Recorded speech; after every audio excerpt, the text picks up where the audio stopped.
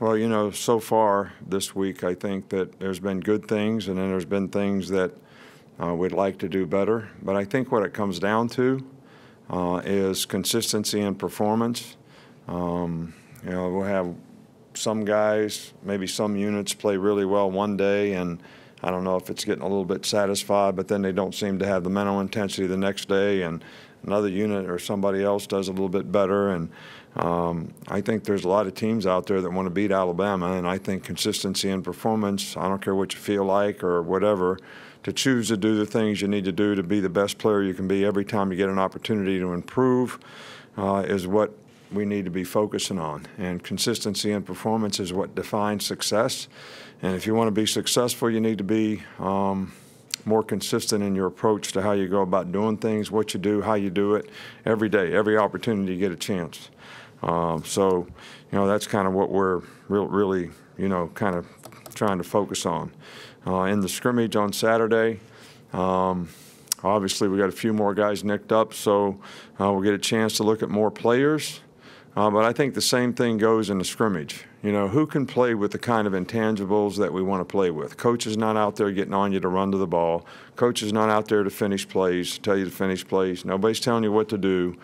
Can you play with the kind of energy, effort, enthusiasm, toughness, discipline to execute your job? And how many guys can do that, and who can do it? That's going to be what we're going to try to accomplish. I think just to make a comment, I was really pleased and proud of the way our guys handled the White House trip yesterday. It was a really positive experience for them. Like I said yesterday, going to the White House is really a special invitation and a special event.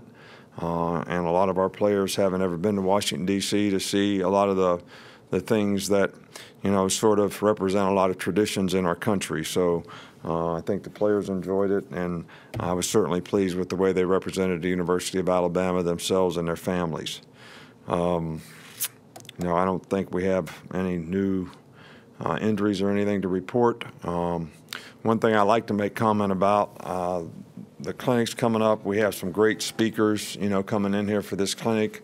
We try to have the best clinic in the world, in the country, any place around, as one of the ways that we have an opportunity to thank and pay back high school coaches for what they do to promote our game, to inspire players to play our game, to develop players so that, there's some people out there because of high school coaches, high school coaching programs, and the teaching that they do that we've been able to recruit here and play pretty well with. And this is the one opportunity we have to show our appreciation for that, so to do a great job with the clinic, to try to help them in their professional development is, certainly something that we really are excited about doing. I don't necessarily agree with the rule that we have that other high school coaches can't speak in your clinic. I think it's good for them to share professional knowledge, that helps the development, of other colleagues. But it is what it is, and but we've got a really good lineup of great coaches: Doug Peterson, Mike McCarthy, Dana Holgram, Kevin Elko, Jeff Collins, Neil Brown, Ron Zook. We got a lot of really good, speakers here, high school, college, not high school, but college and pro. So, and our staff will do a really good job of trying to help those coaches as well. Starting back with Cecil. Coach, we asked Saturday about the offensive line, and it was hard for you to have an impression just coming straight off the field, but have you had a chance to review how they played and how they progressed so far this spring? I read in the paper today how the defensive line took advantage of them in pass rush. I don't know where that came from. I don't know where you got your information from. So I don't know why I should have to comment about it. It seems like you guys already know. You got your secret information. Somebody's going to cost somebody their job around here, because if I find out that anybody's ever telling you guys something they ain't supposed to tell you, it's not going to be good. But I thought the offensive line really did a pretty good job in the scrimmage, to be honest with you. We moved the ball effectively, had a lot of passing situations where the defensive guys got to tee off on them and run a lot of pass rush games. So maybe we got a little more, pressure, but we got a couple guys that are pretty good rushers. So it's good that they challenged each other, but we also made a lot of explosive plays on offense throwing the ball. So might not have been as consistent as we'd like for it to be in pass protection, but it was still pretty good. But I mean, I think, maybe you might be able to get more information from some of your colleagues. They seem to have it. Back down front here with Mark. What do you see from Raekwon Davis as he enters his third year, and what kind of personality does he bring to the team? Well, I think when Raekwon is really motivated and wants to play and gets excited about playing and plays with good technique and has the mental intensity that we'd like for him to have, he's really a consistent performer and plays really well. But I think that's the challenge, to get him to play with that kind of consistency all the time. And he's played a lot of good football here, and we want him to continue to improve, and I think he has. In the middle with Michael. Yes, how would you assess the defensive backs at this point in spring? Well, we have a lot of inexperienced guys there, so it's been a little bit of a work in progress, and I think guys have made improvement. Are we where we need to be? Not really. We got a long way to go. Am I disappointed in the progress? No. But, I really enjoy the challenge of trying to coach the guys. Trayvon missed 4 or 5 practices, but he's back practicing now, so I think that'll be good for his development. But all in all, we've got some young players coming in. There's no doubt that we're going to have to use some of those guys for some depth at some of our positions in the secondary. Over here on the right with Charlie. How have you seen both Mack Wilson and Dylan Moses kind of step up, both on and off the field, as the signal callers of your defense? Well, I think both of those guys have, really good ability. And I think the same old theme, because it's a theme with me and the team, is their consistency in terms of the mental energy and intensity and leadership that they show on a consistent basis. They do it at times, but it's a little bit up and down. All right, so that's we got to strive for that with those guys too, and I think that's really important, because I think when they're vocal and make calls, it really impacts and affects all the other guys on the defense and helps them play better. And I think that comes from confidence, which I think the more they play, the more confidence they'll get. Because even though we look at them as guys that are starters, both of them started a couple games last year because of injuries, and then they got injured themselves. So they weren't able to play as much as they could have played and would have played. So I think to get them the confidence that they can go out there and run things, with confidence, is going to be something that we need to do on a consistent basis. In the middle with Chris. Walsh.